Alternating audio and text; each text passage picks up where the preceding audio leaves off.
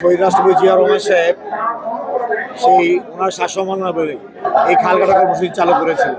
তাতে সেচের যে উপর যে চাপ, বিদ্যুৎ বিল এবং ডিজেলের উপর যে চাপ পড়ে কৃষিকাজ করতে, এই প্রাকৃতিক পানি ব্যবহার করে কৃষকরা যখন ফসল ফলায় খাদ্যের স্বয়ংসম্পন্ন হয় এবং খাদ্যের স্বয়ংসম্পন্ন হলে দেশের চাহিদা মিটি আমরা বিদেশে পর্যন্ত রপ্তানি করতে পারি।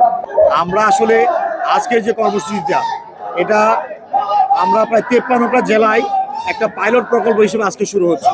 কিশোরগঞ্জ জেলার নিকলি এই আরিবিল খাল উদ্বোধন হচ্ছে। এটা একটা পাইলট প্রকল্প।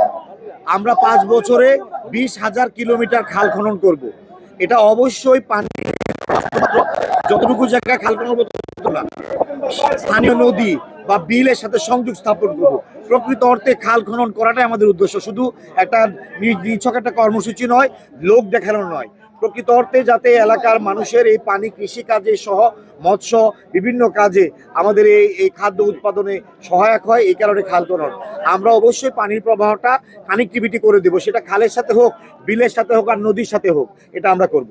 অবশ্যই আছে, খাল তো আসলে সরকারি জায়গায় খাল, তারপরেও এটা চর জায়গার কারণে, পানি না থাকার কারণে আমাদের কৃষক ভাইরা সেখানে সময় সময়ে ফসল ফলায়, তারা সে ফসল ফলিয়ে তাদের জীবন জীবিকা নির্বাহ করে।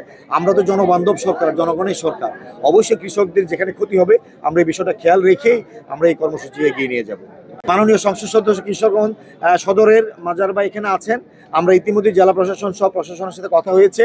পরবর্তীতে যে আমাদের এই আজকের উদ্বোধনের পরে যে খাল খনন কর্মসূচি ব্যাপকভাবে পর্যায়ক্রমে সমস্ত জেলা, সমস্ত উপজেলা শুরু হবে।